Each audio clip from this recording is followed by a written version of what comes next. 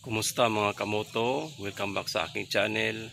For today's content ay mag-TTDC tayo at ipapakita ko sa inyo kung paano ang proper timing ng XRM125.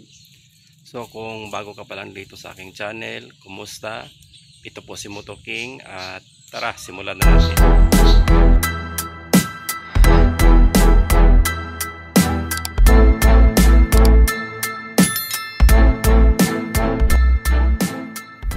So mga kamoto, ito yung mga gagamitin nating tools. Una, itong 710mm na socket. Ito yung gagamitin nating pang-ikot sa magneto. Ito namang flat screw, ito yung gagamitin natin na pangtanggal doon sa duukap. At aalalayan natin ng ply sa pag-ikot kasi matigas yun. At gagamit din tayo ng 10mm na socket para pangtanggal doon sa cover ng timing sprocket. So yan lang.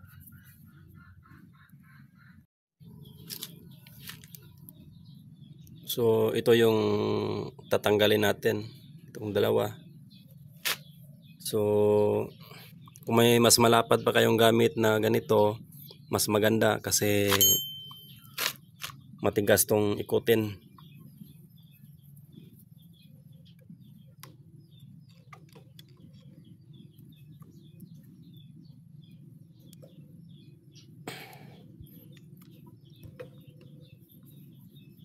Ito na palawagan ko na to kanina, kaya madali na lang siyang tanggalin.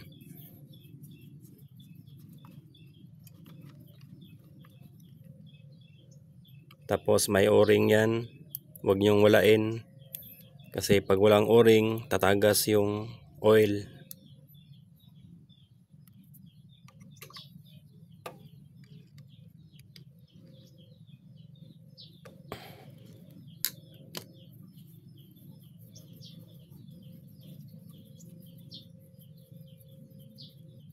So ito may o-ring din ito dito.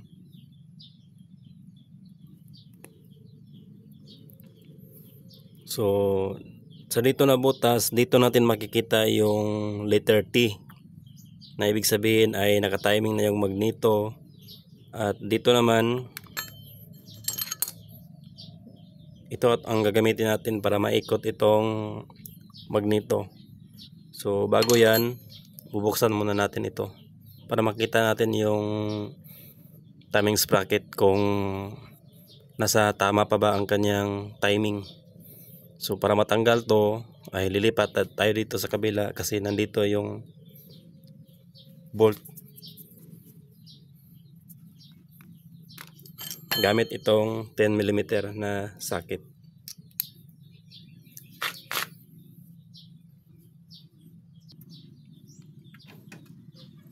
So tanggalin muna natin itong spark plug cap para tanggal natin ng maayos. Ito yung luluwagan natin. Kahit hindi na yan bunutin pag maluwag na.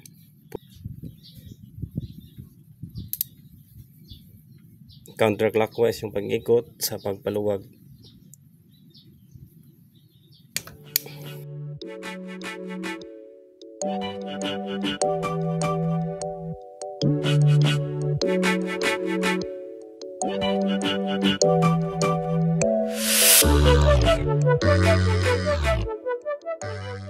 So ayan, maluwag na.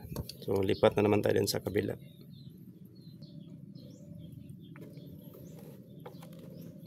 Ayan, ikutin nyo lang yung bolt at ito ay matatanggal.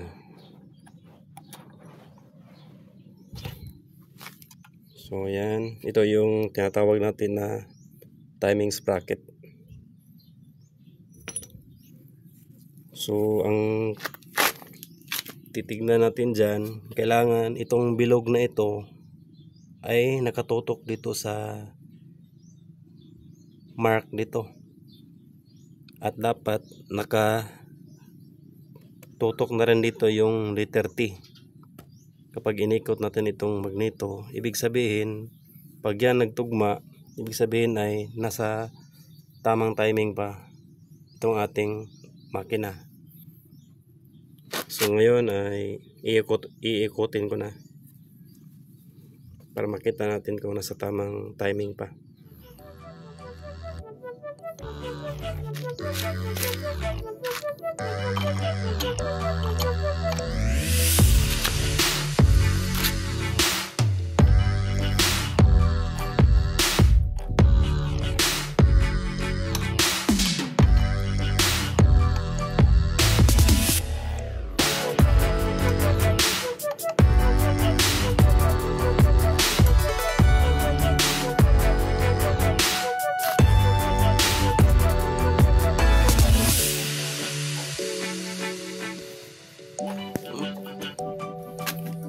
Malalaman nyo yan kapag malapit na yung mag top dead center kasi titigas na itong magneto, ikutin.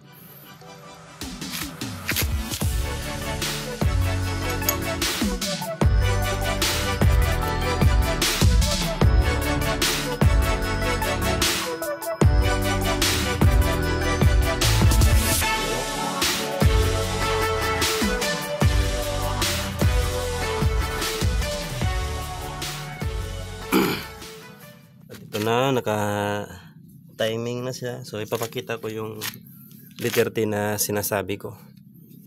So hindi nga lang masyadong makita kasi madilim.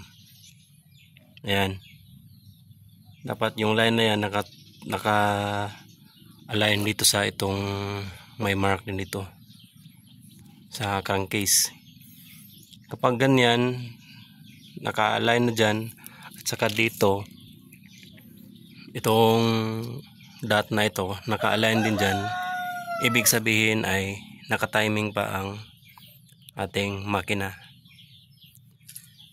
So pag ganyan ay pwede na kayong mag-adjust ng valve clearance kasi hindi na naka-pressure yung cams nya. Bali malambot na siyang magalaw itong rocker arm niya.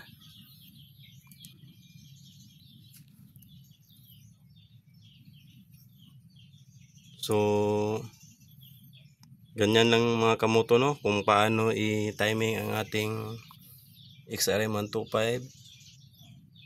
Hanggang dito na lang at sana ay may natutunan kayo. At salamat sa inyong panonood.